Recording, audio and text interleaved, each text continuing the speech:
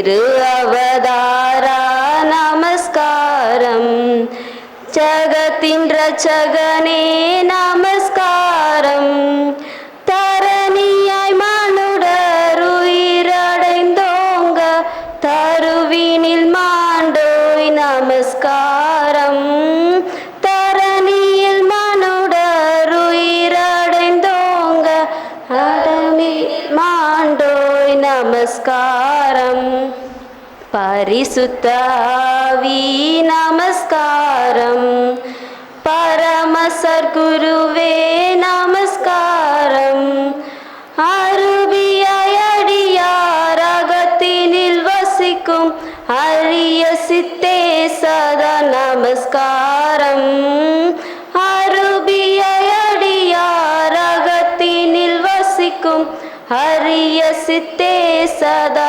நமஸ்காரம், முத்தொழிலோனே நமஸ்காரம், மூன்றில் ஒன்றோனே நமஸ்காரம், கர்த்தாதி கர்த்தா கருண சமுத்திரா நித்ய திரியேகா நமஸ்காரம், கர்த்தாதி கர்த்தா கருண சமுத்திரா நித்ய திரியேகா நமஸ்காரம்.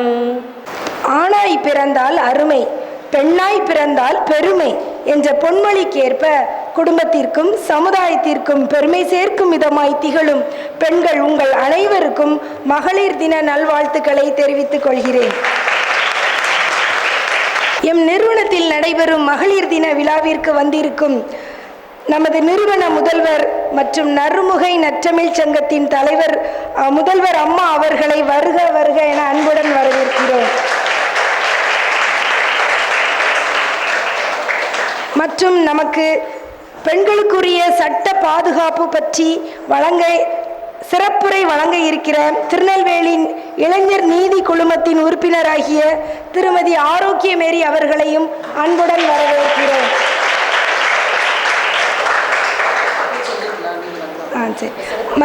மற்றும் எமது இளநிலை விரிவுரையாளர்கள் ஒவ்வொருவரையும் வருங்கால ஆசிரியர்களாகிய எம் பயிற்சி மாணவிகள் அனைவரையும் வருக வருக என வரவேற்று நன்றியுடன் மகிழ்கிறேன். தேங்க்யூ. வாய்ப்பை எனக்கு ஏற்படுத்தி கொடுத்த எல்லாம் வல்ல இறைவனுக்கும் உங்கள் கல்லூரியின் முதல்வர் அவர்களுக்கும் எனது முதல் நன்றியை தெரிவித்துக் கொள்கிறேன். உங்கள் அனைவருக்கும் இனிய மகளிர் தின நல்வாழ்த்துக்கள். ஏன்னா நம்ம அனைவருக்கும் தான், உங்களுக்கு இல்லை, எங்கள் எல்லாருக்கும், நம்ம எல்லாருக்குமே. சரியா? ஏன்னா நமக்கு இந்த மகளிர் தினம் எப்படி வந்ததுன்னு யாருக்காவது தெரியுமா? இதுவே நம்ம போராடி வாங்கின ஒரு வெற்றி தான். சரியா? அதாவது நமக்கு அந்த அமெரிக்காவில் ஊதியம் குறைவாக கொடுத்தாங்க பெண்களுக்கு, ஆண்களுக்கு சமமாக கிடையாது. ஆனால் வேலை ஆண்களுக்கு சமமாக தான் பார்த்தாங்க. ஆனால் ஊதியம் கிடையாது. பெண்கள்ங்கிறதுனால உங்களுக்கு ஊதியம் கம்மியாக தான் கம்மி பண்ணி கொடுத்தாங்க. அது இல்லாமல் வாக்குரிமை, இந்த மாதிரி நிறைய இதெல்லாம் கோரிக்கைகள்லாம் அவங்களுக்கு இருந்தது. அதெல்லாம் போராடி 1908 போராடி, அந்த போராட்டத்தின் விளைவாகத்தான் 1910 நமக்கு இந்த மகளிர் தினம் கொண்டாட ஆரம்பித்தாங்க. அது சர்வதேச அளவில் எல்லாரும் கொண்டாடணும்னு சொல்கிறாங்க. சில இடங்களில் இன்றைய தினம் விடுமுறை நாளாக கூட அறிவிச்சிட்டு இருக்காங்க. சரியா? ஆனால் உங்களுக்கு விடுமுறை கொடுக்கலன்னு கவலையாக இருக்கும். ஸோ மேடம்கிட்ட சொல்லி அதை வேணால் ரெஃபர் பண்ண சொல்லிடுவோம். அது கிட்டத்தட்ட இப்போ 2011 நம்ம 100வது மகளிர் தினத்தை நம்ம கொண்டாடினோம். இப்போ என்னன்னு சொன்னால், முதல்ல நம்ம ஒரு விஷயத்துக்கு பெருமைப்படணும். ஏன்னா மங்கையராய் பிறப்பதற்கே நல்ல மாதவம் செய்திட வேணும். அந்த பிறப்பு நமக்கு கிடைச்சிருக்கு. அதுக்கு நமக்கு நாமே முதல்ல சபாஸ் சொல்லிக்கணும். ஏன்னா நம்மளுடைய பிறப்பு அரியதான ஒரு பிறப்பு. சரியா? முன்னாடிலாம் ஒரு 10-50 வருஷத்துக்கு முன்னாடிலாம் ஒரு வீட்டில் குழந்தை பிறகுதுன்னு சொன்னால், அதுவும் ஆண் குழந்தைன்னு சொன்னால் என்ன சொல்லுவாங்க? வாரிசு, குழந்தைனாலே வாரிசு தானே. ஆண் குழந்தை பிறந்துட்டா எங்கள் வீட்டில் சிங்கக்குட்டி பிறந்திருக்கிறான் அப்படிம்பாங்க. அப்படிதானே சொல்லுவாங்க. அதே ஒரு பெண் குழந்தை பிறந்திருக்குன்னு சொன்னால் அது இப்போ அப்படிலாம் அந்த காலத்தில் யாரும் சொல்கிறது இல்லைம்மா. சரியா? முன்னாடிலாம் ஆண் குழந்தை பிறந்துட்டு அவங்க முகத்தில் அவ்வளோ ஒரு, அதாவது 100 வாட்ஸுக்கு மேலே எவ்வளோ இருக்கும், அவ்வளோ பல்பு எரியும். அவங்களுக்கு ஒரு பெரிய ஒரு ஏதோ வீட்டுக்கு கிடைச்ச ஒரு இது மாதிரி பொக்கிஷம் மாதிரி, ஆண் சிங்கக்குட்டி பிறந்திருக்கலாம் அப்படிம்பாங்க. அதே இது பெண் குழந்தை பிறந்துட்டாங்கன்னு சொன்னால் கள்ளிப்பாலை கொடுத்து யாருக்கும் தெரியாமல் கொண்டு. இதுதான் அப்போ உள்ள சூழ்நிலை. ஆனால் இப்போது அந்த நிலைமையெல்லாம் கொஞ்சம் கொஞ்சமாக மாறிட்டு கள்ளிப்பால் கொடுத்த கையெல்லாம் இன்னைக்கு அள்ளி தாய்ப்பால் கொடுக்குற காலம் வந்துடுச்சு. பெண் குழந்தைன்னா எல்லாரும் என்ன சொல்கிறாங்க, இப்போ அவங்க சொன்ன மாதிரி மகாலட்சுமி பிறந்திருக்கிறா அப்படின்னு, அதுவும் பெருமைப்பட்டுக்கிறாங்க எனக்கு பெண் குழந்தை பிறந்திருக்கு அப்படின்ட்டு. அந்த அளவுக்கு சமுதாயம் வந்து ஓரளவு மாற்றத்தை கொண்டு வந்துட்டாங்க. பெண்கள்னால் ஓரளவுக்கு மதிக்கணும் அப்படிங்கிற மாதிரி, அவங்கள வந்து ஒரு தெய்வத்துக்கு ஈடாக மதிக்கணும் அப்படிங்கிற மாதிரிலாம் நிறைய மாற்றங்கள்லாம் வந்துடுச்சு. அது இல்லாமல் பெண்கள் வந்து அவங்க எந்த துறையிலையுமே இல்லை அப்படின்னு சொல்லி நம்ம சொல்லலாம். ஏன்னா வீட்டு அடுப்பாங்கரையிலேருந்து விண்ணில் பறக்கிற வரைக்கும் எல்லா டிபார்ட்மெண்ட்லேயும் பெண்கள் கண்டிப்பாக இருப்பாங்க. பெண்கள் இல்லாத துறைனா நம்ம எப்படி தேடி தான் பார்க்கணும், தேடி பார்த்தாலும் கிடைக்காது. அதே மாதிரி ஆண்களுக்கு நிகராக எல்லாருமே பெண்கள். இப்போ கிட்டத்தட்ட முன்னாடிலாம் அந்த அருணிமா சின்ஹான்னு சொல்லி ஒரு அம்மா இருப்பாங்க. அவங்க வந்து வேலை விஷயமா அப்படி டெல்லிக்கு போகிற டைமில் ட்ரெயின்லேருந்து அவங்களுக்கு கீழே தள்ளி விட்டுருவாங்க. அதில் அவங்களோட கால் வந்து இதாகி அவங்க வந்து ஊனமாக இருந்தாலுமே பரவாயில்ல, ஊனமான சூழ்நிலையிலையும் பரவாயில்லைன்னு சொல்லி ஒரு மாற்றுத்திறனாளியாக இருந்தாலும் அவங்க வந்து எவரெஸ்ட் மலைக்கு ஏறி சாதனை படைச்சாங்க. அப்போது அந்த எவரெஸ்ட் மலையில் ஏறின முதல் மாற்றுத்திறனாளி பெண் அப்படிங்கிற ஒரு பெருமை நம்ம அந்த பெண்ணுக்கு கிடைச்சிது. அது மட்டும் இல்லாமல் இப்போ காவல்துறையை எடுத்துக்கிட்டோன்னா முன்னாடி வந்து காவல்துறையில் பெண்களே கிடையாது. ஏன்னா அவங்களுக்கு வந்து அந்த அளவுக்கு உடல் தைரியம் பலம் அது அவங்களுக்கு வந்து பெண்களுக்கு கிடையாது. அதனால காவல்துறையில் பெண்களை சேர்க்கக்கூடாது அப்படின்னு சொல்லி ஒரு டைமில் வச்சுருந்தாங்க. அதுக்கப்புறம் அதையும் போராடி இப்போ வந்து என்ன செஞ்சுட்டாங்கன்னு சொன்னால் பெண்கள் எங்களாலும் முடியும் அப்படின்னு சொல்லி அவங்க போராடி பெண்களும் அதில் செலக்ட் பண்ணி இப்போ கடந்த ஆண்டு தான் நம்ம அந்த 50வது ஆண்டை கொண்டாடணும். அந்த பெண்கள் வந்து காவல்துறையில் சேர்க்கப்பட்டு 50வது ஆண்டை நம்ம கடந்த ஆண்டு தான் சிறப்பாக அந்த ஆண்டு முழுவதுமே பொன்விழாவாக பெண்களை சிறப்பிக்கணும், காவல்துறை பெண்களை சிறப்பிக்கணும்னு சொல்லி அதையும் கொண்டாடினாங்க. பெண்கள் வந்து இப்போ இந்த துறையை விட்டாச்சு, அடுத்த சட்டத்துறை எடுத்துக்கிட்டோன்னு சொன்னால் சட்டத்துறையிலையும் சரி பெண்கள் வந்து வழக்கறிஞர்களாகவும் இருக்கிறாங்க, நீதிபதியாகவும் இருந்து பெண்களுடைய உரிமைகளுக்காக குழந்தைகளோட உரிமைக்காக இப்படி நிறைய விஷயங்களில் வந்து பெண்களுக்காக போராடக்கூடிய வழக்கறிஞர்களும் நீதிபதிகளும் இப்போவும் நம்ம துறையில் இருக்கிறாங்க. சட்டத்துறையை எடுத்துக்கிட்டா இப்படி நம்ம பார்க்கும்போது இப்போ பெண்களை எடுத்தோம்னா எந்த துறையிலுமே இல்லைங்கிற ஒரு சூழ்நிலை, அதாவது எல்லாருமே ஓரளவுக்கு இருக்கிறாங்க. ஆனால் சமுதாயத்தில் இப்போ இருக்கிற சூழ்நிலையை நம்ம பார்த்தோன்னு சொன்னால் பெண்களுக்குன்னு சொல்லி எல்லா இடங்களையும் நம்ம இப்போ பெருமையாக தான் சொல்கிறோம். ஆனாலும் அவங்கள மட்டம் தட்டுறதுக்கு அவங்களுடைய சுதந்திரத்தை பறிக்கிறதுக்கு இப்போ நிறைய விஷயங்கள் வந்து நம்ம கேள்விப்பட்டுட்ருக்கோம். நிறைய செய்தித்தாள்கள்லையும் சரி நம்ம நியூஸ் பேப்பரில் எல்லா இதுலையும் என்ன வர்றது என்ன விஷயம்னு சொன்னால் பாலியல் வன்கொடுமை. அது எல்லாருமே இப்போ கேள்விப்பட்டுருவோம். இப்போ ரீசெண்டாக சனிக்கிழமை ஒரு இஷ்யூ போயிட்டு இருந்தது, தெரியுமா? எல்லாருக்கும் தெரியுமா? கேள்விப்பட்டிருக்கீங்களா? எங்கே நடந்தது?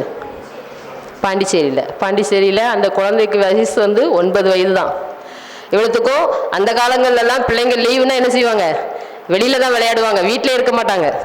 அது விளையாடுறது பெண் பிள்ளைகள் மட்டும் விளையாட மாட்டாங்க, பெண் பிள்ளைகள் ஆண் பிள்ளைகள் எல்லாரும் சேர்ந்து அவங்களுக்கு வந்து அந்த பாலின வேறுபாடே இருக்கிறது. அந்த அளவுக்கு சகஜமாக நல்லா விளையாடிட்டு வீட்டுக்கு வந்த பிள்ளைங்களும் உண்டு இந்த காலத்தில். இப்போ இந்த சம்பவத்துக்கு காரணமாக தான் அந்த அம்மா சரி அந்த குழந்தை வெளியில் போய் சனிக்கிழமை விடுமுறைங்கிறதுனால விளையாண்டுட்டு வரட்டும்னு சொல்லி அனுப்புகிறாங்க. விளையாட போன குழந்தை வீட்டுக்கு வரல, 1 மணி ஆகுது 2 மணி ஆகுது வரல, தேடி பார்க்குறாங்க கிடைக்கல, திரும்ப கம்ப்ளைண்ட் பண்ணி அவங்களும் தேடுறாங்க. அன்றைக்கி சனிக்கிழமையும் தேடுறாங்க, ஞாயிற்றுக்கிழமையும் தேடுறாங்க, அந்த குழந்தை கிடைக்கல. அவங்க வீடியோஸ் அங்கங்கே சிசிடிவி கேமராலலாம் பார்க்குறாங்க, அந்த குழந்தை அந்த ஏரியாவை விட்டு வெளியில் போகலை.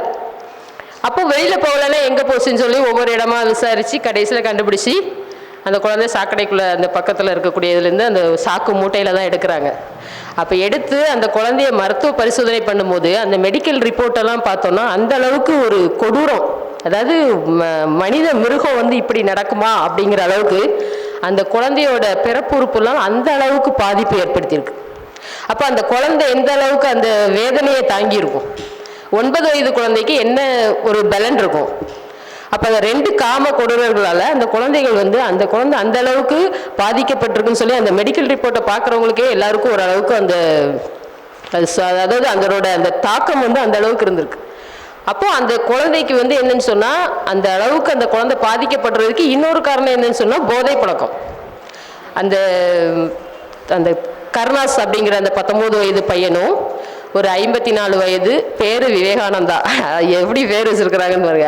அவருக்கு அந்த எண்ணம், அந்த 2 பேர் சேர்ந்து தான் அந்த குழந்தைய இது பண்ணியிருக்கிறாங்க. அப்போ அவங்களுக்கு வந்து என்னென்னா அந்த போதையோட அந்த தாக்கம் தான் அவங்க என்ன செய்கிறோன்னே தெரியாத அளவுக்கு அவங்களை கொண்டு போகுது. அப்போ இதில் 2 விதமான சீரழிவுகள் இருக்குது. அப்போ அந்த போதையில் இருக்க பையன் அவனோட அந்த வெறியில் அந்த குழந்தைய அந்த அளவுக்கு தாக்கி கொலை பண்ணி கடைசியில் அவனை பிடிக்கிற டைமில் கூட உடனே பிளேட் அடித்து கை இதில் கழுத்து எல்லா இடத்துலையும் கீறுறான். ஆனால் அவனுக்கு அந்த வேதனையே இல்லை, நான் நார்மலாக இருக்கிறேன். அப்போ தான் அவங்களுக்கே தெரியுது அப்போ இந்த பையன் வந்து போதைக்கே அடிமையாயிருக்கான் அப்படின்னு.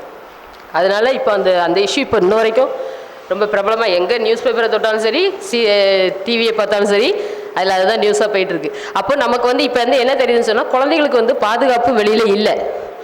ஆனால் சட்டங்கள் எல்லாமே குழந்தைகளுக்கும் சரி பெண்களுக்கும் சரி நமக்கு பாதுகாப்பு தரக்கூடிய வகையில் நிறைய சட்டங்கள் இயற்றியிருக்காங்க, அமல்படுத்திட்டு இருக்கிறாங்க, அமெண்ட்மெண்ட்டும் பண்ணிகிட்டு இருக்கிறாங்க. ஆனாலும் நமக்கு நம்ம வந்து பாதுகாப்பாக இருக்கணும்.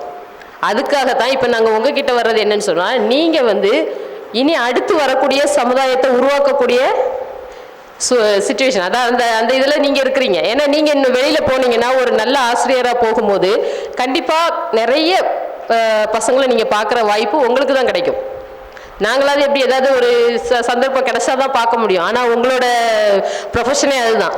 ஸோ நீங்கள் வந்து நிறைய அதாவது வெவ்வேறு சூழ்நிலையிலேருந்து வரக்கூடிய பிள்ளைங்களெல்லாம் நீங்கள் பார்க்கக்கூடிய வாய்ப்பு உங்களுக்கு கிடைக்குங்கிறதுனால தான் சரி உங்கள் கூட பேசணும் அப்படிங்கிறதுக்காக தான் மேடம்கிட்ட நான் சொல்லியிருந்தேன்.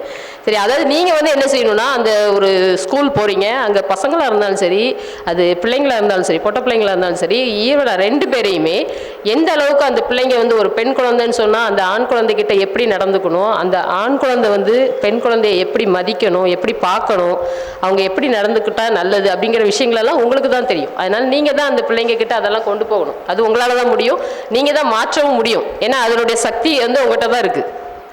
ஏன்னா இப்போ வந்து கல்விங்கிறது வந்து எவ்வளோ பெரிய விஷயங்கிறது இப்போ இருக்கிற சூழ்நிலையில் எல்லாருக்கும் தெரிஞ்சிக்க வேண்டிய விஷயமா இருக்குது.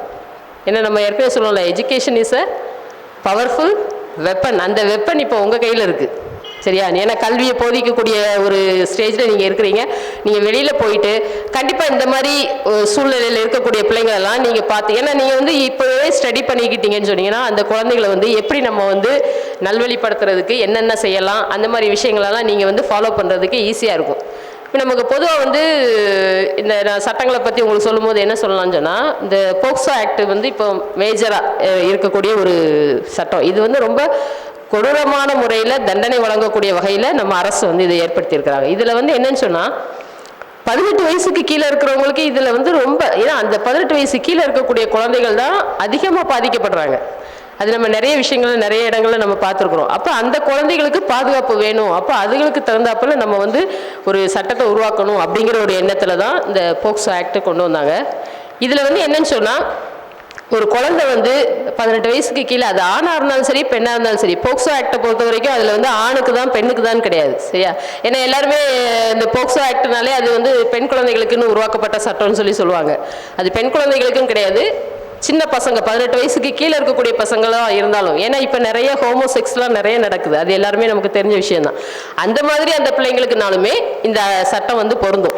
அப்போ அந்த குழந்தைகள் பாதிக்கப்படுறாங்க அப்படின்னு சொன்னால் அவங்க வந்து சட்டத்தில் கொடுக்கக்கூடிய அந்த தண்டனை வந்து ரொம்ப சிவியராக இருக்குது. முன்னாடி மாதிரிலாம் அவங்களுக்கு வந்து எக்ஸ்கியூஸே கிடையாது. இந்த மாதிரி இருக்கிறாங்கன்னு சொன்னால் மினிமம் லைஃப் வரைக்கும் கொடுக்குற அளவுக்கு கூட அவங்களுக்கு வந்து ஆர்டர் போடலாம். அந்த அளவுக்கு இந்த போக்சோ ஆக்ட் வந்து ரொம்ப கொடூரமான ஒரு சட்டமாக இந்த மாதிரி செய்கிறவங்களுக்கு எதிராக உருவாக்கப்பட்டிருக்கு. இப்போ ஒரு குழந்தை வந்து இந்த மாதிரி ஒரு பாலியல் தாக்குதலுக்கு உள்ளாகுது அப்படின்னு சொன்னால், இப்போ நம்ம மேக்ஸிமம் வந்து நம்ம வீடுகளில் நடக்குதுன்னா அதுக்கு வந்து பனிஷ்மெண்ட் கம்மி. இல்லை இப்போ நம்ம வீட்டில் ஒரு குழந்தைய நம்ம விட்டுட்டு நம்ம வெளியில் போயிருக்கிறோம், அந்த நேரத்தில் ஏதோ ஒரு தேர்ட் பார்ட்டி உள்ளே வர, ஒரு 3வது நபர் உள்ளே வராரு, வந்து அந்த குழந்தைய ஏதோ பண்ணிட்டாரு அப்படின்னு சொன்னால் அதுக்கு கூட வந்து தப்பு, அந்த தண்டனை வந்து கொஞ்சம் கம்மியாக தான் இருக்கும். ஒரு 7லேருந்து 10 வருஷம் கொடுக்குறாங்கன்னு வைங்க. இப்போ இது வந்து என்னன்னு சொன்னால், ஒருவேளை இப்போ நம்ம வந்து ஒரு நம்பிக்கையான ஒரு இடத்துக்கு போகக்கூடிய போகிறோம். இப்போ உதாரணத்துக்கு என்னன்னு சொன்னால், இப்போ நம்ம இந்த இன்ஸ்டியூஷனே எடுத்துக்கலாம். இப்போ நீங்கள் வந்து என்னென்னா இங்கே வந்தால் தான் படிக்க முடியும், வெளியிலலாம் வீட்டிலலாம் இருந்தால் படிக்க முடியாது. அப்போ நீங்கள் இங்கே வந்தால் தான் கண்டிப்பாக படிக்க முடியுங்கிற ஒரு சூழ்நிலையில் தான் நீங்கள் வரீங்க. கட்டாயத்தின் பேரில் தான் நம்ம இங்கே வரோம். அப்போ இங்கே வந்து உங்களுக்கு ஒரு கல்லூரி முதல்வராக இருக்கலாம், இல்லைன்னா இங்கே ஒர்க் பண்ணுற மற்ற ஸ்டாஃப்ஸ் இருக்கலாம், இல்லைனாக்கி நமக்கு வாட்ச்மேன், யாராவது ஒருத்தர் அவங்களால உங்களுக்கு, அதாவது உங்களுக்குன்னா நீங்கள் 18 வயசுக்கு மேலே கீழே சொல்கிறேன், அந்த மாதிரி பசங்களுக்கு வருதுன்னு சொன்னால் அந்த பனிஷ்மெண்ட் ரொம்ப சிவியர் ஆகும். இப்போ ஃபார் எக்ஸாம்பிள் வந்து ஸ்கூல் எடுத்துக்குவோம். ஸ்கூலை பொறுத்த வரைக்கும் என்னன்னு சொன்னால், ஸ்கூலில் வந்து பிள்ளைங்க போனால் தான் படிக்க முடியும், வீட்டில் இருந்தால் நம்ம படிக்க முடியாது. அப்போ அந்த குழந்தை ஸ்கூலுக்கு போய் தான் படிக்கணும் அப்படிங்கிற சூழ்நிலையில் அந்த குழந்தை வந்து ஸ்கூலுக்கு போகுது. அப்போ அந்த நம்பிக்கையில் தான் அந்த குழந்தை போகுது, நம்ம போனால் நல்லா படிப்போம் அப்படிங்கிற ஒரு நம்பிக்கையில் அந்த குழந்தை வருதுன்னு சொன்னால், அங்கே வரக்கூடிய அந்த குழந்தைய வந்து அங்கே இருக்கக்கூடிய டீச்சரோ இல்லை அங்கே வேலை பார்க்கக்கூடிய கல்லூரி, அதாவது அந்த ஸ்கூலோட ஸ்டாஃப் ஊழியர்கள் இருப்பாங்கள்ல அவங்க, இல்லைன்னா வாட்ச்மேன், வார்டன், யாரோ ஒருத்தர் வந்து அந்த குழந்தைய மிஸ்யூஸ் பண்ணுறாங்க அப்படின்னு சொன்னாலும் அதுக்கு பனிஷ்மெண்ட் சிவியராக இருக்கும். ஏன்னா அவங்களுடைய நம்பிக்கையை வச்சு ஏமாத்துறாங்க. அடுத்து இப்போ ஃபார் எக்ஸாம்பிள் வந்து ஒரு போலீஸ் ஸ்டேஷன் எடுத்துக்கலாம். இப்போ நமக்கு ஏதாவது ஒரு நம்ம வீட்டில் ஒரு களவு போயிடுச்சு, இல்லை நம்ம வீட்டில் யாராவது வந்து அடிச்சுட்டு போயிட்டாங்க, கொலை பண்ணிட்டு போயிட்டாங்க, இப்படி ஏதாவது ஒரு பிரச்சனைனா நம்ம கண்டிப்பாக என்ன செய்யணும், போலீஸ் ஸ்டேஷன் தான் போய் ஆகணும். நம்ம கட்டாயத்துக்காக போகல, இப்போ கண்டிப்பாக நம்ம அங்கே போனால் தான் நமக்கு வந்து தீர்வு கிடைக்கும்னு சொல்லி போகிறோம். அப்படி போகிற இடத்துல நமக்கு இந்த மாதிரி ஏதாவது ஒன்று நடக்குதுன்னு வைங்க, அங்கே நம்ம வந்து இப்போ ஒரு ராத்திரி நேரத்தில் நம்ம வீட்டில் ஒரு கொலையாகி போச்சு, அப்போ என்ன செய்யறது, போலீஸ் ஸ்டேஷன் போய் கம்ப்ளைண்ட் கொடுக்கணும். அப்போ போலீஸ் ஸ்டேஷன் நம்ம போகிற டைமில் அங்கே இருக்கிறவங்க நம்மளை வந்து தப்பாக பயன்படுத்திட்டாங்க, அந்த குழந்தைய ஒரு அங்கே இருக்கக்கூடிய இன்ஸ்பெக்டராக இருக்கட்டும், இல்லை எஸ்ஐயாக இருக்கட்டும், எஸ்எஸ்ஐ, யாரோ ஒருத்தர் அந்த குழந்தைய தப்பாக பயன்படுத்துகிறாங்கன்னு சொன்னால் அதுக்கும் பனிஷ்மெண்ட் வந்து சிவியர். சரி, இப்போ ஹாஸ்பிட்டல் எடுத்துக்குவோம். நமக்கு உடம்பு சரியில்லை, நம்ம குழந்தை வந்து வீட்டில் யாருமே இல்லை, எனக்கு உடம்பு சரியில்லை, நம்ம உடனே இமிடியேட்டாக ஹாஸ்பிட்டல் போகணும்னு சொல்லிட்டு ஹாஸ்பிட்டலில் கொண்டு போய் காட்டுறோம். அப்போ அந்த குழந்தைய செக் பண்ணக்கூடிய டாக்டர்ஸோ இல்லை நர்ஸோ இல்லை அங்கே இருக்கிற ஊழியர்கள் யாருனாலும் அந்த குழந்தைய தப்பாக யூஸ் பண்ணிட்டாங்க அப்படின்னு சொன்னாலும் அதுக்கும் பனிஷ்மெண்ட் வந்து சிவியராக தான் இருக்குது. சரியா? அதுக்காக தான் அந்த கேட்டகரியவே தனியாக ஒரு செக்ஷன் ஃபுல்லாக பிரிச்சுருவாங்க. அந்த போக்சோ ஆக்டரை பார்த்தீங்கன்னு சொன்னால் அந்த செக்ஷன்ஸில் இந்த ஒரு 5ல் உள்ள செக்ஷன்ஸ் மட்டும் 5ல் வந்து சப்செக்ஷனே ஒரு Q வரைக்கும் வரும், நிறைய வரும். அதில் ஒவ்வொன்றா இந்த மாதிரி கேட்டகரியாக போடுவாங்க. ஏன்னா நீங்கள் நம்பி ஒரு இடத்துக்கு போய் உங்களை ஏமாத்துறாங்கன்னு சொன்னால் அதோட பனிஷ்மெண்ட் வந்து உங்களுக்கு ஜாஸ்தியாக இருக்கும் அப்படிங்கிறதுக்காக தான் அந்த செக்ஷன்ஸே அவங்க சொல்கிறது. அப்போது குழந்தைகளுக்கும் சரி பெண்களுக்கும் சரி நிறைய பாதுகாப்பு கொடுக்கக்கூடிய அளவில் சட்டங்கள் இருக்க தான் செய்யுது. அதனால் நம்ம வந்து என்ன செய்யறோம்னு சொன்னால், நம்ம சமூகத்தில் எந்த வித பிரச்சனையாக இருந்தாலும் நம்ம வந்து அதை ஃபேஸ் பண்ணுறதுக்கு பழகிக்கணும். அதை வந்து வெளியில் ஓப்பனாக சொல்கிற அளவுக்கு நம்மளும் தயாராகிக்கணும். யாருக்கிட்டையும் சொன்னால் பயமாக இருக்கும், அவங்க சொன்னால் எப்படி எடுத்துக்குவாங்களோ, இவங்க சொன்னால் எப்படி எடுத்துக்குவாங்களோ, அப்படிலாம் நம்ம வந்து யோசிக்கவும் கூடாது. அதை வந்து நம்ம என்ன செய்யணும், அடுத்து நம்ம போகக்கூடிய அந்த பிள்ளைங்கக்கிட்டே அதை நீங்கள் சொல்லணும். இப்போ நீங்கள் கிளாஸ்க்கு போய் ஒரு கிளாஸ் எடுக்கிறீங்கன்னு சொன்னால் கண்டிப்பாக அந்த ஒரு வாரம் கிளாஸ் நடக்குன்னா அந்த ஒரு வாரத்தில் ஒரு நாள் நீங்கள் வந்து ஒரு கவுன்சிலிங் கிளாஸ் மாதிரி ஒரு செக்ஷன் எடுத்து வச்சுக்கோங்க. ஒரு பீரியட் 1 hour போதும், 1 வீக்குக்கு 1 hour போதும். அந்த 1 hourல நீங்கள் வந்து ஃபுல் அண்ட் ஃபுல் அந்த பிள்ளைங்களுக்கு வந்து எந்த மாதிரி சொசைட்டி இருக்குது, அதாவது சமுதாயத்தில் வந்து நீங்கள் எந்த மாதிரி இருக்கணும், எப்படியெல்லாம் ப்ராப்ளம்ஸ் வருது, அதெல்லாம் நீங்கள் வந்து அப்டேட்டாக பேப்பர்ஸ் எல்லாம் பார்த்து நீங்கள் நோட் பண்ணி வச்சுக்கிட்டிங்கன்னா அவங்கக்கிட்ட சொல்கிறதுக்கு ஈஸியாக இருக்கும். அந்த பிள்ளைங்கக்கிட்ட ஏதாவது ஒரு சம்பவத்தை சொல்லி, இந்த மாதிரி ஒரு சம்பவம் உங்கள் வீட்டில் நடந்ததுன்னா நீங்கள் அதை எப்படி ரியாக்ட் பண்ணுவீங்கன்னு சொல்லி ஒரு இன்ட்ராக்ஷன் அந்த பிள்ளைங்க கூட. அப்போ அந்த பிள்ளைங்க ஒரு சஜஷன்ஸ் சொல்லுவாங்க. இப்போ நம்ம பொதுவாக அந்த புதுச்சேரியில் நடந்த இந்த விஷயத்த கூட நீங்கள் எடுத்துக்கலாம். இப்படி வந்து ஒரு விஷயம் நடந்திருக்கலாமா, இப்படி நடக்குன்னா, ஆனால் அந்த குழந்தையோட பேக்ரவுண்டை நீங்கள் அந்த நியூஸை வாசித்தீங்கன்னு சொன்னால் அவன் சாக்லேட் கொடுக்குற மாதிரி கொடுத்து தான் ஏமாற்றி அந்த குழந்தைய கூப்பிட்டு போகிறாங்க. அப்புறம் வந்து இப்போ இடையில கூட ஒரு சித்தான்னு ஒரு படம் வந்தது, யாராவது பார்த்துருக்கீங்களா? பரவாயில்லையே, நிறைய பேர் பார்த்துருக்கீங்க. எத்தனை பேர் பார்த்துருக்கீங்க? பரவாயில்ல.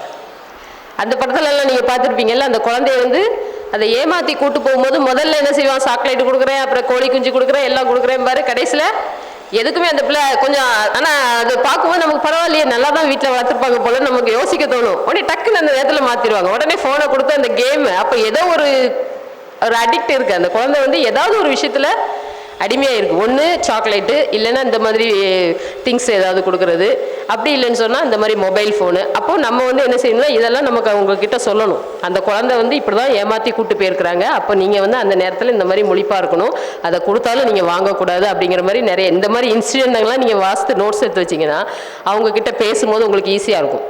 அப்போ ஸ்கூல்ஸில் நீங்கள் இந்த மாதிரி விஷயங்களெல்லாம் அந்த பிள்ளைங்கள்கிட்ட கொண்டு போனீங்கன்னா ஒரு அவேர்னஸ் அந்த பிள்ளைங்களுக்கு வரும். சப்போஸ் வெளியில் போகிற நேரங்களில் கூட அந்த பிள்ளைங்க இந்த மாதிரி பக்கத்தில் கடைக்கு போகும்போது இப்படி யாராவது வந்து கேட்டாங்கன்னா அவங்கள வந்து நம்ம நம்பலாமா நம்பக்கூடாதா, அவங்க கூட பேசலாமா பேசக்கூடாதா, இந்த மாதிரி விஷயங்களெல்லாம் நீங்கள் சொல்லிக்கிட்டே இருந்தீங்கன்னா கண்டிப்பாக இது வந்து ஒரு மாற்றத்தை உருவாக்கும். ஏன்னா அது வந்து பேசிக்லேயே ஆரம்பிக்கணும்.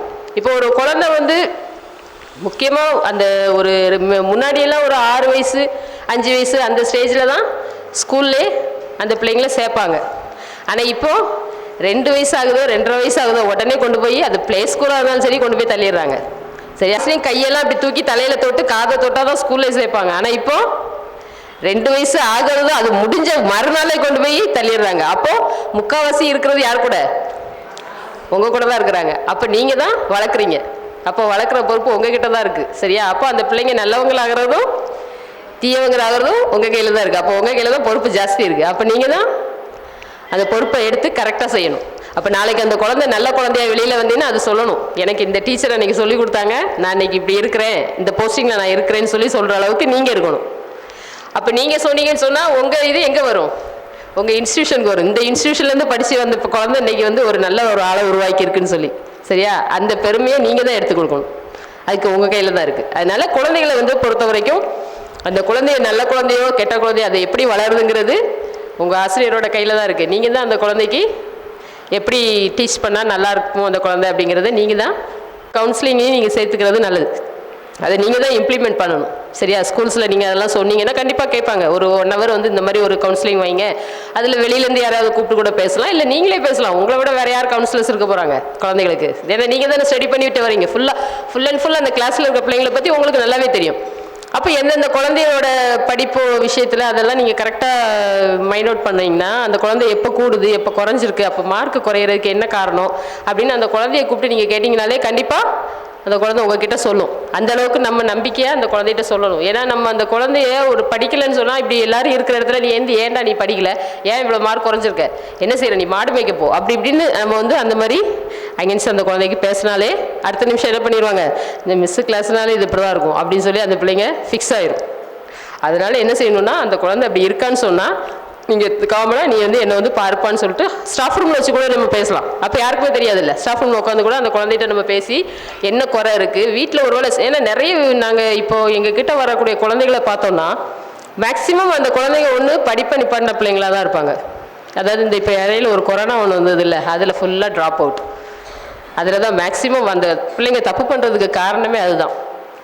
அப்போ கேட்டால் நான் படிப்பை விட்டுட்டேம்மா, எதுக்கு அப்படின்னா கொரோனா டைமில் அப்படியே ஸ்டாப் பண்ணது, அதுக்கப்புறம் கண்டினியூ பண்ண முடியல, அப்படியே விட்டுட்டேம்மா. ஃபேமிலியில் பேரண்ட்டும் அவங்கக்கிட்ட கேட்டால் அவங்களும் அதான் சொல்லுவாங்க, படிக்க போக சொல்கிறேன் அவன் போக மாட்டேங்கிறான், என்ன செய்கிறது எனக்கு தெரியும், அதனால அப்படியே வீட்டில் வச்சிட்டேம்பாங்க. வீட்டில் இருந்தால் சும்மா இருக்க மாட்டாங்கல்ல, இப்படியே ஏதாவது ஒரு பழக்கத்தில் அடிமையாகி அப்படியே போயிடுவாங்க. அதனால் அதை கொஞ்சம் நீங்கள் வாட்ச் அவுட் பண்ணணும். இடையில வந்து நிப்பாட்டுற பிள்ளைங்களை நீங்கள் வீட்டில் போய் கூட அவங்கக்கிட்ட பேசி அவங்க ஃபேமிலியில் பேசி நீங்கள் வந்து அந்த பிள்ளைங்களை படிக்க வைக்கிறதுக்கு உதவி செய்யலாம். ரெண்டாவது வந்து இந்த புரோக்கன் ஃபேமிலி நிறையா உண்டு. வீடுகளில் பார்த்தீங்கன்னா வந்தாலே ஒன்று அப்பா அம்மா வந்து சண்டை போட்டு பிரிஞ்சிருப்பாங்க. இந்த குழந்தை அப்பாட்ட இருக்கிறதா அம்மாட்ட இருக்கிறதா அந்த பிரச்சனையில் அந்த பிள்ளைக்கு படிக்கிறதுக்கு டைமும் இருக்காது, படிக்கிற சூழ்நிலையும் இருக்காது. இப்படி நிறைய விஷயங்கள்லாம் இருக்கும். அப்போ அந்த மாதிரி குழந்தைகளுக்கும் நீங்கள் வந்து அவங்க ஃபேமிலியை கூப்பிட்டு ஒரு பேரண்ட் மீட்டிங் மாதிரி ஒன்று கண்டக்ட் பண்ணி அவங்கக்கிட்ட நீங்கள் வந்து பேசி அந்த சூழ்நிலையை நீங்கள் மாற்றிக்க உங்களாலேயும் முடியும். அப்புறம் பார்த்தீங்கன்னா நிறைய இந்த ஃபோன் யூஸ் பண்ணுறது வந்து இப்போ ஒரு அது ஃபேஷனாக ஆயிடுச்சு. எல்லாத்தையுமே யூஸ் பண்ணணும், ஏன்னா அது கட்டாயத்தின் பேரில் தான். ஏன்னா இப்போ இந்த கொரோனா டைமில் எல்லாருமே ஃபோன் யூஸ் பண்ணால் தான் படிக்க முடியுங்கிற சூழ்நிலை இருந்தது. ஆனால் இப்போ அதுவே ட்ரெண்டாக மாறி அதில் என்னென்ன விஷயங்கள் இருக்குதோ அதிலலாம் என்னெல்லாமோ ஆப் சொல்கிறாங்க. அதெல்லாம் இப்போ நாங்கள் இருக்கும்போது எங்ககிட்ட அவங்க அந்த ரிப்போர்ட்டை கொண்டு வரும்போது பார்த்தா என்னெல்லாமோ ஆப்லாம் சொல்கிறாங்க. அந்த பேரெல்லாம் அப்போ தான் நாங்களே கேள்விப்படுறோம். முன்னாடியெல்லாம் ஃபேஸ்புக்கு இன்ஸ்டாகிராம் இதுதான் காமனாக இருந்தது. ஆனால் இப்போ இருக்க சொல்ல அந்த ஆப்பெல்லாம் பார்த்தீங்கன்னா இப்படியெல்லாம் ஏமாற்றுவாங்களான்னு அதெல்லாம் சொல்ல முடியாத அளவுக்கு நிறைய விஷயங்கள் இருக்குது அந்த மாதிரி ஆப்லாம். அப்படி அந்த பசங்களெல்லாம் ஏமாற்றி கூப்பிட்டு அவங்கள வந்து அவங்கக்கிட்ட இருக்கிறதெல்லாம் பிடிங்கிட்டு அவங்கள அடித்து போட்டு இப்படியெல்லாம் விஷயங்கள் நிறைய நடக்குது. அதனால் ஃபோன் யூஸ் பண்ணுறதையும் நீங்கள் வந்து கொஞ்சம் ரெஸ்ட்ரிக்ட் பண்ணிங்கன்னா அதுவும் நல்லாயிருக்கும். அதாவது ஃபோனை எந்த மாதிரி யூஸ் பண்ணணும், எப்படி யூஸ் பண்ணக்கூடாது, இந்த மாதிரி விஷயங்களெல்லாம் வந்து நீங்கள் வந்து அந்த குழந்தைகளுக்கு சொல்லி கொடுத்தீங்கன்னா அதுவும் அவங்களுக்கு வந்து நல்லபடியாக இருக்கும். அது மட்டும் இல்லாமல் இப்போ வந்து இந்த குழந்தைகள்லாம் தவறு பண்ணிட்டு வர குழந்தைகளெல்லாம் பார்க்கும்போது அவங்களுடைய ஃபேமிலி பேக்ரவுண்ட் மேக்ஸிமம் வந்து ஓரளவுக்கு கொஞ்சம் மோசமான சூழ்நிலையில் தான் வராங்க. அப்போ அப்படி இருக்கிற குழந்தைகளுக்கெல்லாம் நீங்கள் ஸ்கூல்ஸில் ஏதாவது ஸ்கீம் ஏதாவது கண்டக்ட் பண்ணாங்கன்னா அந்த ஸ்கீமெல்லாம் அந்த பிள்ளைங்களுக்கு சொல்லி இந்த மாதிரி நீங்கள் பண்ணிங்கன்னா உங்களுக்கு வந்து படிக்கிறதுக்குலாம் நிறைய ஸ்காலர்ஷிப்லாம் கொடுக்குறாங்க. சரி, அது தெரியாமலே நிறைய பேர் இருக்காங்க. அப்போ அந்த மாதிரி குழந்தைகளுக்குலாம் உங்களுக்கு இந்த மாதிரிலாம் ஸ்காலர்ஷிப்ஸ் இருக்குது, இதெல்லாம் நீங்கள் வந்து ஃபாலோ பண்ணிக்கிட்டிங்கன்னா உங்களுக்கு வந்து ஏன்னா படிக்கிறதுக்கு நிறைய பேருக்கு செலவு பண்ணக்கூட முடியாது, அந்த நாள் கூட வீட்டில் இருப்பாங்க. அந்த மாதிரி ஃபேமிலிஸ் எல்லாம் நீங்கள் வந்து பார்த்து அவங்களுக்குலாம் இந்த மாதிரி விஷயங்கள்லாம் இருக்குங்கிறத சொல்லி அந்த பிள்ளைங்களுக்கு வந்து படிக்கிறதுக்கு உதவி பண்ணிங்கன்னா கண்டிப்பாக அந்த குழந்தை நல்ல கல்வி கற்று வெளியில் வந்தாலே இந்த மாதிரி விஷயங்கள்லாம் நம்ம வந்து நடைபெறாமல் தடுத்துடலாம். அப்போ இந்த மாதிரி விஷயங்கள்லாம் நடக்கலைன்னு சொன்னாலே ஆட்டோமேட்டிக்காக தவறுகள்லாம் அப்படியே குறைஞ்சிரும். அப்போ இந்த மாதிரி விஷயங்களை கொண்டு போகக்கூடிய பொறுப்பு உங்கள் கையில் தான் இருக்குது.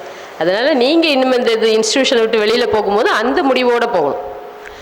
அது உங்கள் ஏன்னா இப்போ மேக்ஸிமம் வந்து ஒரு இப்போ எல்லாமே எக்ஸாம்ஸ் முடிஞ்ச பிறகு அடுத்து உங்களோட டார்கெட் என்ன? ஸ்கூலில் ஏதாவது ஒரு ஸ்கூலில் போய் ஜாயின் பண்ணணும். அப்படி தானே எல்லோரும்? இல்லை வேறு ஏதாவது ஐடியாவில் இருக்கிறீங்களா? எல்லோரும் அதானே? நெக்ஸ்ட்டு ஒரு டீச்சர் இல்லை.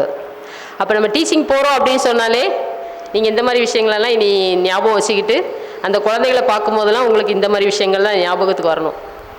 அது மாதிரி நிறைய அதாவது புது புது விஷயங்களெல்லாம் நீங்கள் வந்து கொண்டு வந்தீங்கன்னா அந்த பிள்ளைங்களுக்கு வந்து அந்த இந்த மாதிரி கெட்ட விஷயங்களில் நாட்டம் கொள்ளாமல் இதில் மாறுறதுக்கு அவங்களுக்கு வந்து ஒரு வாய்ப்பாகவும் அமையும். அதை வந்து நீங்கள் தான் அந்த டேலண்ட்டை தனியாக வளர்த்துக்கணும். ஏன்னா அது வந்து இன்ஸ்டியூஷனை பொறுத்த வரைக்கும் காமனாக பிள்ளைங்களுக்கு பாடம் எடுக்கிறது இந்த மாதிரி விஷயங்கள்லாம் இது பண்ணுவாங்க. ஆனால் இந்த உளவியல் ரீதியாக அந்த பிள்ளைங்களை அணுகணும் அப்படின்னு சொன்னால் அது வந்து நீங்கள் இந்த மாதிரி விஷயங்களை கொண்டு போனால் தான் முடியும். கொண்டு போவீங்கன்னு ஏன்னா அந்த உங்களுடைய இன்ஸ்டியூஷனோட தலைவர் அப்படி அந்த மாதிரி உங்களை கைட் பண்ணியிருப்பாங்க. நீங்கள் அந்த கைடன்ஸில் வெளியில் போனீங்கன்னா கண்டிப்பாக அந்த இது ஷைன் ஆகிறதுக்கு ஒரு வாய்ப்பு உண்டு. சரியா? அது இப்போ வந்து எனக்கு ஒரு இந்த இன்ஸ்டியூஷனை பார்க்கும்போது ஒரு அதாவது என்ன சொல்லுவாங்கன்னா ஒப்புமை சொல்லுவாங்கள்ல, ரெண்டையும் ஒப்பிட்டு பார்ப்பாங்கல்ல அந்த மாதிரி. அதாவது கடவுள் உலகத்தை படைச்சி நம்ம இயேசுவை வந்து இந்த உலகத்துக்கு அனுப்பினார்ல, கடவுள் வந்து தன்னுடைய ஒரே பேரான மகனை இந்த உலகத்துக்கு அனுப்பினார். அதை அப்படியே இதில் கம்பேர் பண்ணி நான் நேற்று திடீர்னு யோசிக்கும்போது எனக்கு ஒரு யோசனை வந்தது. அதாவது அந்த கடவுள் ஸ்டேஜில் வந்து முதல்வர் எடுத்துக்கோங்க. சரியா? அந்த முதல்வர் வந்து தங்களுடைய ஒரே பேரான குமாரனை, அதாவது குமாரன் ஆகிய உங்கள் ஒவ்வொருவரையும், சரியா, ஒவ்வொருவரையும் அவருக்கு வந்து எதுக்காக அனுப்பினார்? மக்கள் வந்து பாவக்குழியிலிருந்து மீட்டு எடுக்கிறதுக்காக இயேசுவை கடவுள் அனுப்பி வச்சார். அதே மாதிரி இவங்க என்ன செய்கிறாங்க? உங்கள் ஒவ்வொருவரையும் சமுதாயத்தில் சீரழிவை நோக்கி போய்கொண்டு இருக்கிற ஒவ்வொரு மாணவர்களையும் மீட்டெடுக்கிறதுக்காக உங்களை அனுப்புகிறாங்க. அப்போது அன்னைக்கு கடவுள் என்ன திட்டத்துக்காக இயேசுவை அனுப்பி வச்சாரோ அவங்க அந்த திட்டத்தை வந்து முழுமையாக நிறைவேற்றினார். சரியா? அதே மாதிரி நீங்கள் ஒவ்வொருத்தரும் அவர்களுடைய திட்டத்தை நிறைவேற்றணும். அந்த ஒரு உறுதியோடு நீங்கள் இருக்கணும். அப்படின்னு நம்பி தான் அவங்களும் அனுப்புகிறாங்க. நீங்களும் அந்த நம்பிக்கையை நிறைவேற்றி வெளியில் அனுப்பணும். அதே மாதிரி அந்த ஒவ்வொரு நீங்கள் போகக்கூடிய அந்த குழந்தைகளுக்கு வந்து அது ஆண் குழந்தையாக இருந்துன்னு சொன்னால் அந்த ஆண் குழந்தைகிட்ட எப்படி நீ பெண் குழந்தைய மதிக்கணும் அப்படிங்கிறத நீங்கள் கற்றுக் கொடுக்கணும்.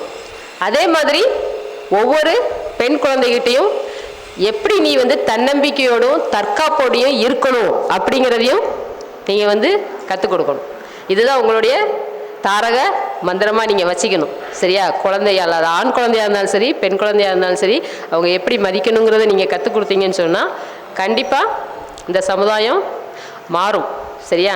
அதனால் நீங்கள் எல்லாருமே இந்த ஒரு தாரக மந்திரத்தை வச்சுட்டு கண்டிப்பாக இந்த இன்ஸ்டியூட் போயிட்டு விட்டுட்டு போய் இவங்களுக்கு பெருமை சேர்க்குறீங்களோ இல்லையோ உங்களுக்கு நீங்கள் பெருமை சேர்க்கக்கூடிய அளவில் குழந்தைகளை நீங்கள் உருவாக்கணும். அப்படி உருவாக்குவீங்கிற நம்பிக்கையில் ஓகேவா? இன்னும் அடுத்து ஒரு தடவை வரும்போது போக்சோ ஆக்டை பற்றி உங்களுக்கு நல்லா ஃப்ரீயாக அதாவது அந்த செக்ஷன்ஸ் எல்லாத்தையுமே நம்ம சொல்லலாம். இல்லை இன்றைக்கி அடுத்து அவங்களுக்கு ஒரு 2-3 ப்ரோக்ராம்ஸ் இருக்குது. ஸோ இதில் நம்ம நேரம் ஆக்கிட்டோன்னு சொன்னால் அடுத்து அது ஒரு அவங்களுக்கு வேடனாக இருக்கக்கூடாது. சரி? அதனால் நீங்கள் வந்து கண்டிப்பாக இனி வரக்கூடிய சமுதாயத்தை நல்லபடியாக மாற்றுவீங்கிற நம்பிக்கையில் விடைபெறுகிறேன். நன்றி. ஆசிரியர்களுடைய கடமை குழந்தைகளை அரவணைப்பதோடு மட்டுமல்லாமல் கல்வியும் கொடுத்து கவுன்சிலிங்கும் கொடுத்து அவங்கள ஒரு சிறந்த மாணவ சமுதாயத்தை உருவாக்கணும்னு அருமையாக சட்ட பாதுகாப்போடு நமக்கு விளக்கி கூறிய திருமதி ஆரோக்கியமேரி அவர்களுக்கு என்னுடைய மனமார நன்றியை தெரிவித்துக் கொள்கிறேன். இன்னொரு முக்கியமான விஷயம் இதில் சொல்லணும்.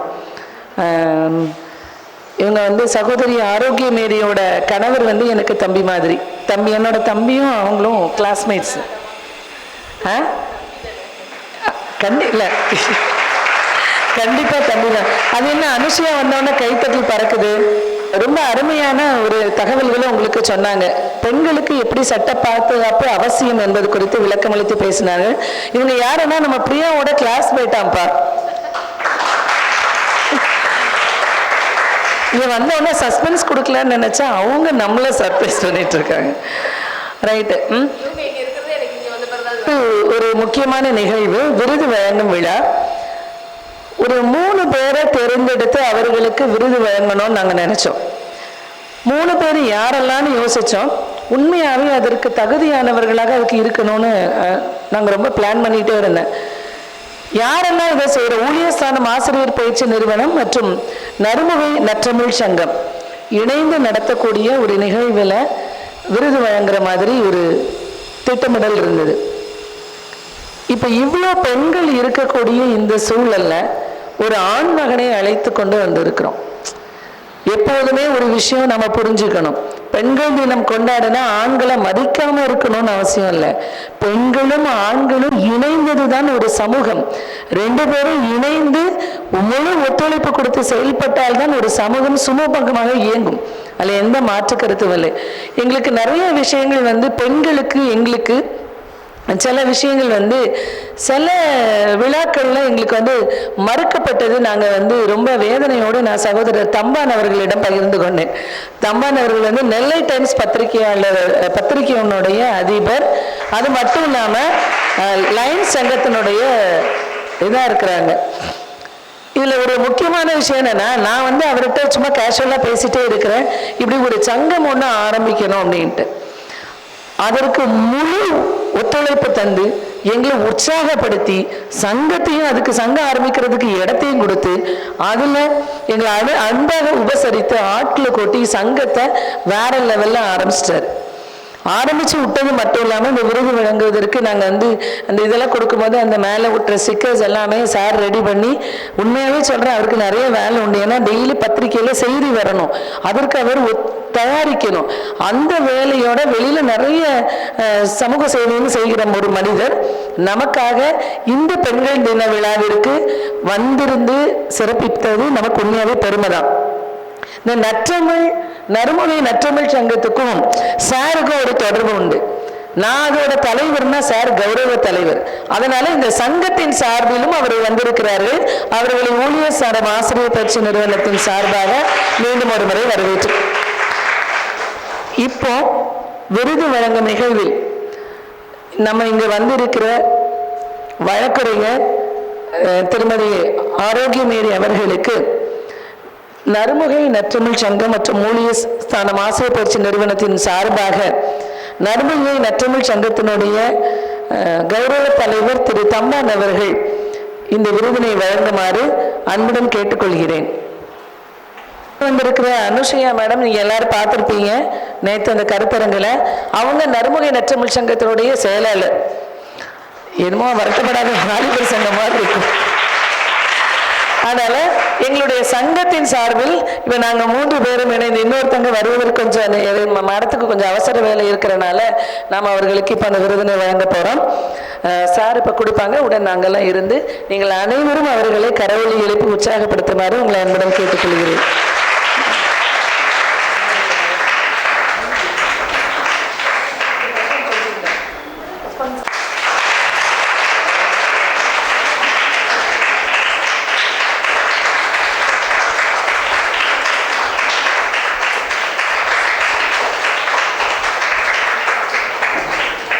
முன்னேற வேண்டும் என்றால் அவர்களுக்கு பின்பாக கண்டிப்பாக ஒரு ஆணின் துணை இருக்க வேண்டும். இந்த நிறுவனம் முன்னேறுவதற்கு நமக்கு பக்கபலமாக இருந்து இதுவரைக்கும் எப்பெல்லாம் கஷ்டம் வருதோ, எப்பெல்லாம் பிரச்சனை வருதோ, எப்பெல்லாம் நமக்கு தேவை இருக்குதோ அனைத்து நேரங்களிலும் தன்னுடைய முழு ஒத்துழைப்பையும் இந்த நிறுவனத்திற்கு வழங்கி நிறைய உதவிகளையும் வழங்கி இந்த நிறுவனத்தை மிகவும் சிறப்பாக நடைபெற உதவி கொண்டிருக்கின்ற நம்மளுடைய நிறுவனத்தின் தாளாளர் அவர்களை நிறுவனத்தின் சார்பாகவும் நறுமுகை நற்றமிழ் சங்கத்தின் சார்பாகவும் வருக வருக என்று வரவேற்கிறோம்.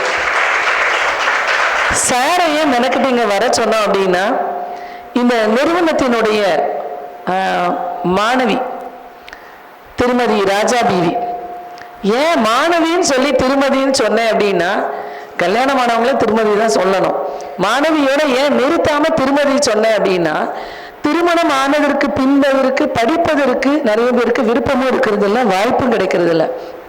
அப்படி இருக்கக்கூடிய ஒரு சூழல்ல படிப்பதற்கு மிகவும் ஆர்வமாகவும் வந்து படிக்கிறது மட்டும் இல்லாம 3 குழந்தைகளுக்கு தாய், ஆனாலும் எந்த வீட்டு பிரச்சனையும் அவங்களுக்கு எந்த விதமான தடங்களையும் ஏற்படுத்தலை. அனைத்து பாடங்களிலும் முதன்மையாக தேறி எல்லா பாடமும் பாஸ் பண்ணி இந்த நிறுவனத்திற்கு ஒரு பெயரை பெற்று தந்திருக்கின்ற மாணவி ராஜா பிவி அவளுக்கு நம்முடைய நிறுவனத்தின் சார்பாகவும் நறுமுகை நற்றமிழ் சங்கத்தின் சார்பாகவும் இந்த மாண்பொரு மங்கை அப்படிங்கிற விருதை வழங்குறதுல மிகவும் சந்தோஷம். இந்த திருநெல்வேலியில ஒரு சாதனை படைத்த சாதனை பெண்பான திருமதி ஆரோக்கியமேரி அவர்களுக்கு இணையாக இவள் சாதனை எதுவும் படைக்கலதான். இன்னைக்கு ஒரு லேபர் யூனியன் ஆகட்டும், மற்ற வழக்கறிஞர் அவரோட வேலையாகட்டும் மிகவும் சிறப்பாக செயல்பட்டு கொண்டிருக்கின்ற அவர்களுக்கு இணையாக இவள் எந்த விதமான சாதனையும் படைக்கவில்லை தான். அடுத்து விருது வாங்க இருக்கின்ற அரசு அருங்காட்சியகத்தினுடைய காப்பாட்சி திரு சிவசத்தியவல்லி அவர்களுக்கு இணையாகவும் இவள் எந்த சாதனையும் படைக்கவில்லை தான். ஆனா அவளுக்கு கிடைத்த வாய்ப்பை கரெக்டா பயன்படுத்திக்கிட்டு அதை பிடிச்சு முன்னுக்கு வரணும். இவ்வளோ நமக்கு படிப்பதற்கும் சாதிப்பதற்கும் வயது தடையில்லை என்பதை இந்த நிறுவனத்தில் இருந்து உணர்த்திய ஒரு பிள்ளைய நான் பார்க்காம விட்டுட்டேன்னா வேற யாரு பார்க்க போறா அப்படிங்கிறதற்காக மட்டுமே இந்த மாண்புரு மங்கை விருதை அவளுக்கு நாங்கள் வழங்குறோம். இப்பொழுது இந்த நிறுவனத்தினுடைய தாளாளர் மற்றும் நறுமுகை நற்றமிழ் சங்கத்தினுடைய கௌரவ தலைவர் இணைந்து அவளுக்கு இந்த விருதினை வழங்குமாறு அன்புடன் கேட்டுக்கொள்கிறோம்.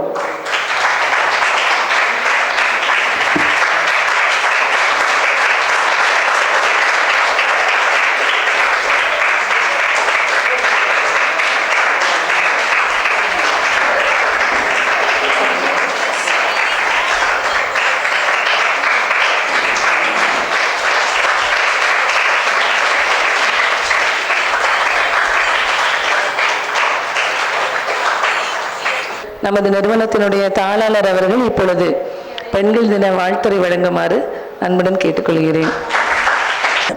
பெண்கள் தினத்திற்கு விழாவிற்கு அழைப்பு கொடுத்த எங்கள் நிறுவனத்தின் முதல்வர் அவர்களுக்கும் மற்றும் சக ஊழியர்கள் அனைவருக்கும் எனது மனமார்ந்த நன்றியை தெரிவித்துக் கொள்கிறேன்.